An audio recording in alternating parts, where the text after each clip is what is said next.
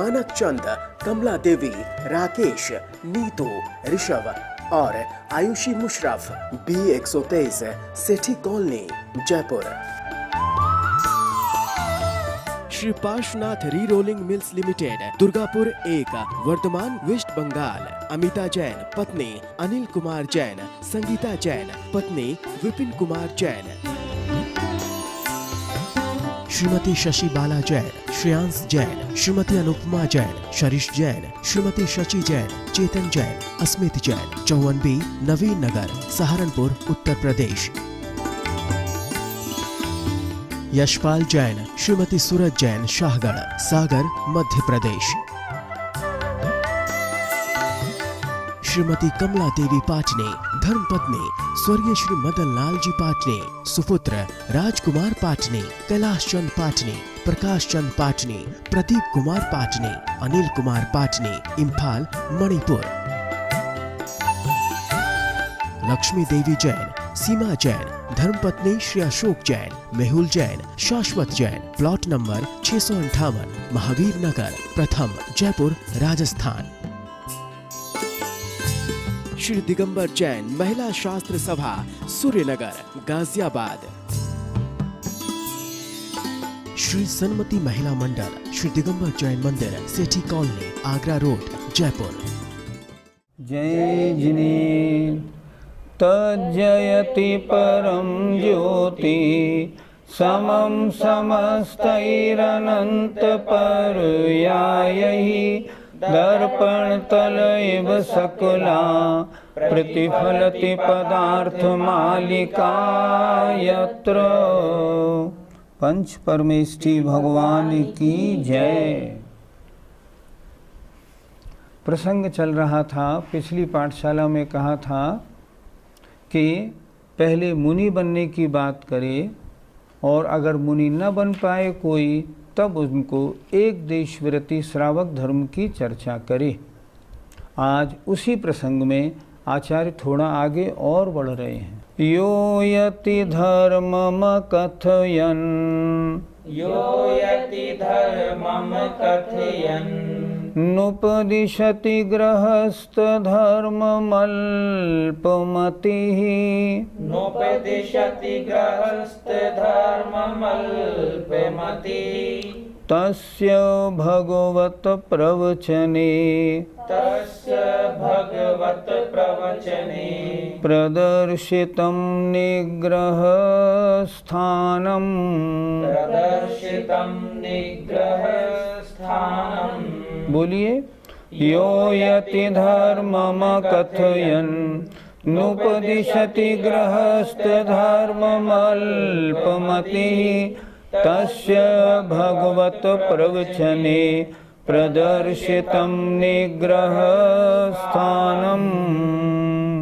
यो माने जो, यति धर्मम माने यति धर्म को अर्थात मुनि धर्म को अर्थात महाव्रतों को, अकथयन नहीं कहकर, उपदिशति उपदेश करता है, गृहस्थ धर्म का, अल्पमति ही अल्प बुद्धि जीव।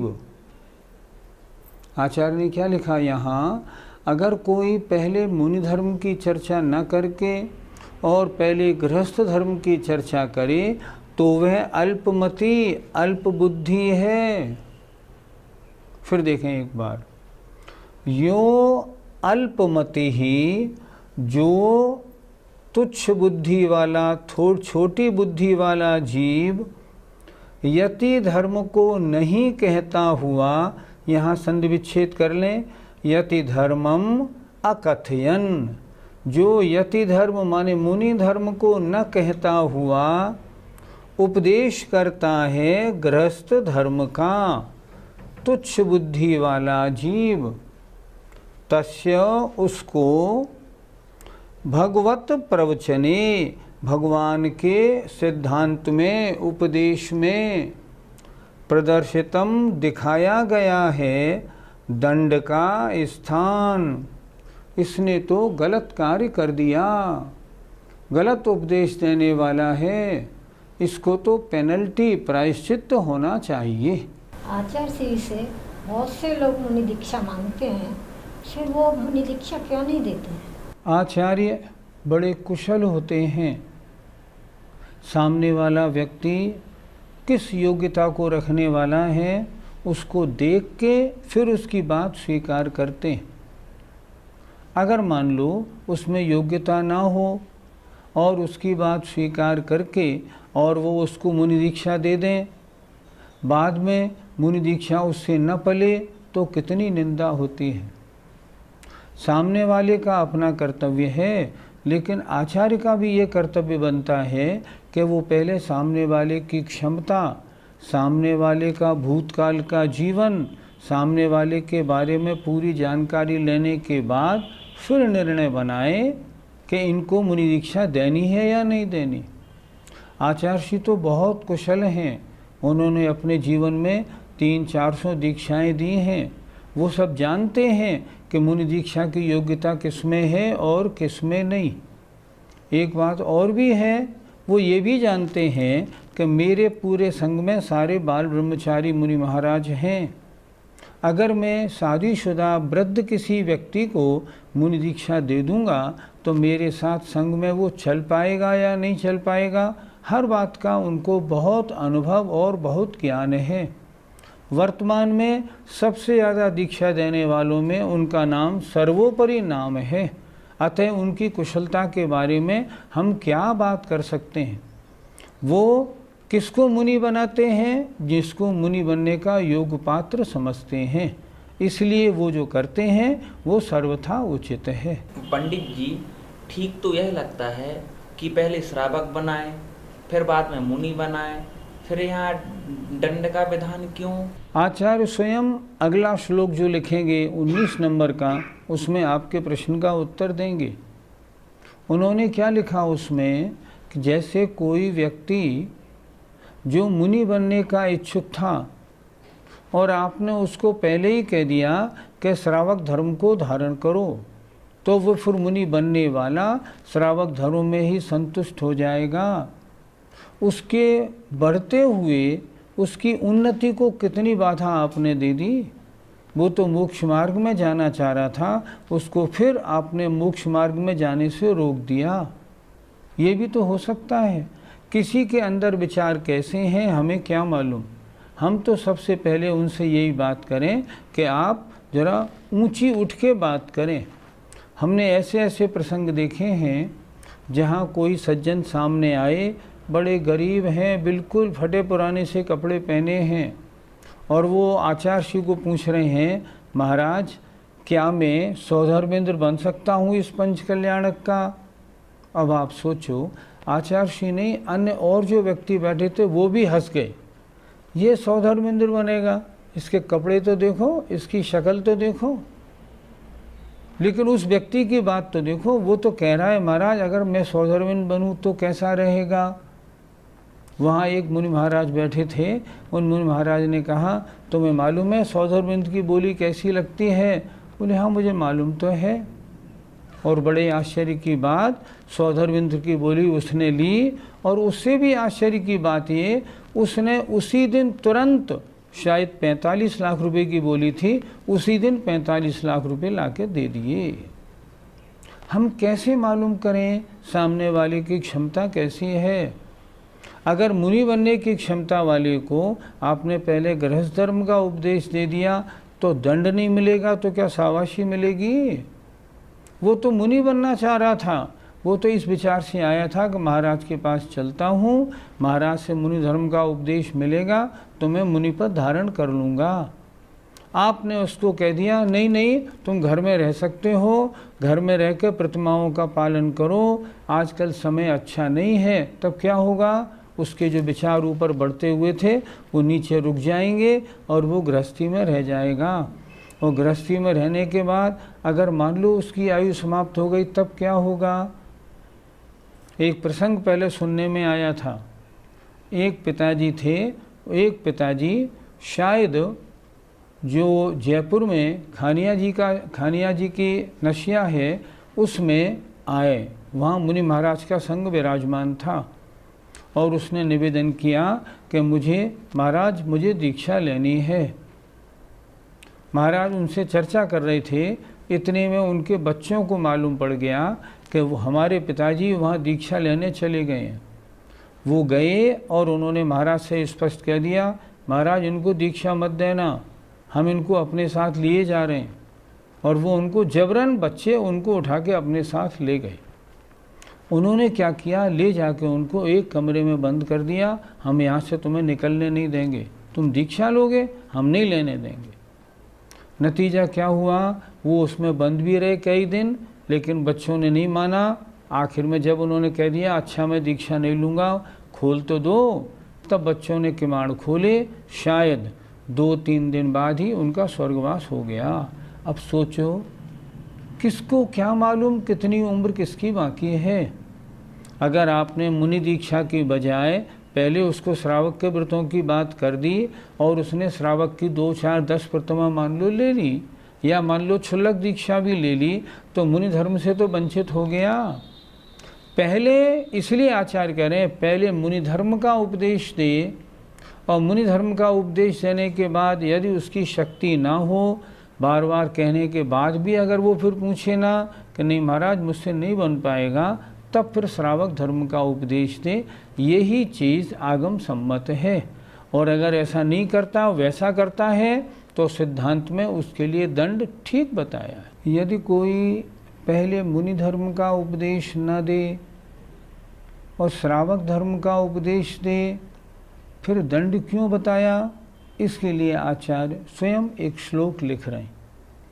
अगला श्लोक देखिए, अक्रम कथनेन यतः अक्रम कथनेन यतः प्रोत्साहमानोति दूरमपि शिष्यः प्रोत्साहमानोति दूरमपि शिष्यः अपदेपि सम्प्रतृप्तः अपदेपि सम्प्रतृप्तः प्रतारितो भवति तेन दुर्मतिना प्रतारितो भवति तेन दुर्मतिना। बोलिए, अक्रम कथनेन यतः प्रोत्साहमानोति दूरमपि शिष्यः अपदेपि सम्प्रतृप्तः प्रतारितो भवति तेन दुर्मतिना। क्रम और अक्रम।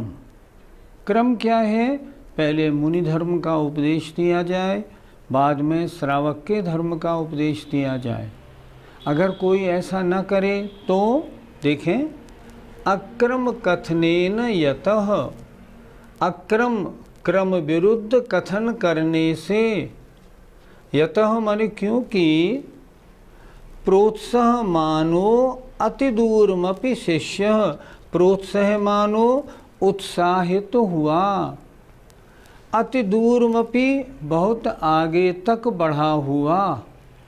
मतलब मान लो बिल्कुल दीक्षा लेने की तैयारी करके घर से आया, घर वालों से कह के आया है मैं जा रहा हूँ, लौटूँ या न लौटूँ मेरी कोई गारंटी नहीं, अब मेरा मन घर में नहीं लगता, तो काफ़ी आगे बढ़ा हुआ। देखें, प्रोत्साहमान अर्थात उत्साहित हुआ, अति दूरमपि अति दूरी तक भी, मतलब बहुत आगे तक बढ़ा हुआ कोई शिष्य है। अब आपने उसको गृहस्थ धर्म का उपदेश दे दिया, तब क्या होगा, अपदेशे अपदे अपि संप्रतृप्तः, तुच्छ स्थान में ही संतुष्ट हो गया। मतलब उससे कह दिया सुनो सुनो अभी क्षुल्लक बन जाओ, या सुनो अभी 8 प्रतिमा लेके घर में ही रह लो, देखो मुनिधर्म पालन करना बड़ा कठिन है। तो अपदे, अपदे माने नीचे पद में ही संतुष्ट हो गया। अपदे पे संप्रतृप्तः, वह अपदे माने तुच्छ स्थान में या नीचे स्थान में ही संतुष्ट हो गया। इसलिए क्यों हो गया, तेन दुर्मतिना प्रतारितो भवति, प्रतारितो माने ठग लिया गया, ऐसा होता है उस दुर्बुद्धि के द्वारा, दुर्मतिना, अर्थात तेन दुर्मतिना, उस दुर्मति माने दुर्बुद्धि के द्वारा प्रतारितो ठगाया हुआ, अपदेपि निम्न पद में ही संतुष्ट हो जाता है। दंड की व्यवस्था क्यों की? दंड इसलिए मिलेगा, वो तो मुनि बनने के लिए आया था, तुमने उसको गृहस्थ धर्म का पहले ही उपदेश दे दिया। नहीं नहीं, आज जमाना नहीं है ऐसा, इसलिए घर में ही रहो भैया और प्रतिमाएं धारण करके रहो, मुनि बनने का जमाना नहीं है। अगर आपने दे दिया और मान लो वो उसमें संतुष्ट हो गया तो ठग गया बेचारा। वो मोक्ष मार्ग में लगना चाह रहा था, आपने उसको मोक्ष मार्ग से पहले ही हटा दिया नीचे, इसलिए दंड का स्थान बताया है। यदि वो व्यक्ति मुनि बनने की बजाय प्रतिमाधारी बन जाए तो अच्छा ही तो है, फिर दंड का विधान क्यों? तत्वार सूत्र आपने पढ़ा है। तत्वार सूत्र का पहला सूत्र है सम्यक दर्शन ज्ञान चारित्राणि मोक्ष मार्गः। सम्यक दर्शन, सम्यक ज्ञान और सम्यक चारित्र, इन तीनों की एकता मोक्ष का मार्ग है। आया तो था वो मोक्ष मार्ग के लिए, आपने क्या किया, उसको प्रतिमाधारी बना दिया। प्रतिमाधारी बनना अभी मोक्ष मार्गी बनना नहीं हुआ। ध्यान से सुने जरा मेरी बात, आज थोड़ी अटपटी ज़रूर लगेगी। मोक्ष मार्गी कौन है? जो निर्ग्रंथ दिगंबर है वो ही मोक्ष मार्गी हैं। चाहे आरिका हो, चाहे क्षुल्लक एलक हो, चाहे कोई भी हो, वे मोक्ष मार्गी नहीं। आचार्य कुंद महाराज, सबसे बड़े आचार्य हमारे, क्या बोल रहे हैं? णग्गो ही मोक्ष मग्गो, नग्नता ही मोक्ष मार्ग है। वस्त्र है, मोक्ष मार्ग नहीं। आपने, वो तो आया था नग्न बनने के लिए, आपने उनको क्षुल्लक बना दिया या प्रतिमाधारी बनाने का उपदेश दे दिया, और अगर वो उसमें लग गया तो मोक्ष मार्गी नहीं बना। आया था मोक्ष मार्गी बनने के लिए, मोक्ष मार्गी बनने से पहले ही रोक दिया, तो क्या ठीक हुआ? ये तो बहुत दिक्कत हो गई। आप कह रहे हैं अच्छा है, वो जब अच्छा है जब वो न ले सके, बार बार कहने के बाद भी वो ये कहे महाराज मेरी हिम्मत नहीं है, मैं नहीं ले पाऊँगा। अगर ऐसा हो जाए तब तो फिर गृहस्थ धर्म के उपदेश देने को आचार्य ने स्वयं ही एक श्लोक में बोल दिया कि बहुत बार अगर मुनिपद धारण करने की चर्चा करने के बाद भी कोई मुनिपद धारण न करे, तब उसे श्रावक धर्म का उपदेश दे। लेकिन अगर बिना क्रम के अगर उसे उपदेश दिया, आया था मुनि बनने को और वो श्रावक पद में संतुष्ट हो गया, आपने तो मोक्ष मार्गी बनने से रोक लिया। कुछ लोग कहते हैं एक देश चारित्र भी तो चारित्र है, वो चारित्र नहीं है, उसका नाम संयमा संयम है। उमा स्वामी महाराज ने चारित्र के 5 भेद लिखे हैं तत्वार सूत्र में। सामायिक छेदोपस्थापना, परिहार विशुद्धि, सूक्ष्म सांप्राय, यथाख्यात मिति चारित्रम, ये 5 प्रकार का चारित्र है। चाहे क्षुल्लक जी हो या एलक जी हो या आरिका माता जी हो या प्रतिमाधारी हो, उनके कोई चारित्र नहीं होता। उनके क्या होता है? उनके संयमा संयम होता है। कुछ संयम है, कुछ असंयम है। जब आचार्य शीत पहले दिन, दशलक्षणी के पहले दिन इस सूत्र का अर्थ करते हैं, और मैंने देखा जब पहले उनके सामने एलक महाराज विराजमान रहते थे, तब एलक महाराज से कहते थे आचार्य श्री स्वयं, एलक जी अभी आप मोक्ष मार्गी नहीं हो, जब तक ये लंगोट है ना तब तक मोक्ष मार्गी नहीं, और जब ये हट जाएगी तब मोक्ष मार्गी कहलाओगे। और कुंद स्वामी तो अणग्गो ही मोक्ष मग्गो कह रहे हैं। इसलिए वो आया था मोक्ष मार्गी बनने को, आपने उसको मोक्ष मार्गी बनने की बजाय निचले पद में ही संतुष्ट करा लिया। आचार्य कह रहे हैं उस दुर्बुद्धि के द्वारा वो ठग लिया गया, और बिल्कुल ठीक है। पंडित जी, कुछ लोग तो चतुर्थ गुण स्थान वर्ती को भी मोक्ष मार्ग मानते हैं, तो क्या उनका मानना ठीक है? जो लोग चतुर्थ गुणस्थान वर्ती को मोक्ष मार्गी मानते हैं, मैं पूछता हूँ क्या वे आचार्य कुंद कुंद को नहीं मानते? अगर मानते हैं तो फिर णग्गो ही मुख मग्गो क्यों नहीं पढ़ा उन्होंने? आचार्य कुंद कुंद के शास्त्रों की पंक्ति है, उसको क्यों नहीं पढ़ा? उसे गौर से पढ़ें। नहीं पढ़ा हो तो अब पढ़ लें, कोई आपत्ति नहीं। टोडरमल जी ने क्या लिखा इस बारे में? उन्होंने लिखा चतुर्थ गुणस्थान वर्ती मोक्ष मार्गी नहीं है। इसको मोक्ष मार्ग होगा ये तो ठीक है, पर आज की डेट में वो मोक्ष मार्गी नहीं है। चौथे गुणस्थान वर्ती तो अभी अविरत सम्यक दृष्टि है, उसके व्रत भी नहीं है। जब व्रत नहीं है तो चारित्र कहाँ से आ गया? कुछ लोग क्या कहने लगे हैं कि अनंतानुबंधी कषाय के जाने से उनके स्वरूपाचरण चारित्र हो गया। मैं पूछता हूँ कहाँ लिखा? वो लोग उत्तर देते हैं शायद पंचाध्यायी में लिखा है। पंचाध्यायी तो अनार्ष ग्रंथ है, आचार्यों के द्वारा प्रणीत ग्रंथ नहीं। रतनचंद जी मुख्तार ने उसकी कितनी गलतियां निकाली हैं उस शास्त्र की, वो तो पांडे राजमल जी का बनाया हुआ है। और अगर सुनिए ईमानदारी से, स्वरूपाचरण चारित्र नाम का शब्द किसी भी आचार्य ने किसी भी ग्रंथ में लिखा ही नहीं। ये तो वास्तव में पांडे राजमल जी की उपज है, आचार्यों के द्वारा लिखा हुआ ये चारित्री नहीं है। अब और भी सोचिए, अगर आप ये कहते हैं कि अनंतानुबंधी के अभाव से स्वरूपाचरण चारित्र होता है, तो मैं निवेदन कर रहा हूँ पक्ष छोड़ के विचार करो। विचार ये करना है अगर अनंतानुबंधी के अभाव से स्वरूपाचरण होता है तो तीसरे गुणस्थान में फिर क्या होगा?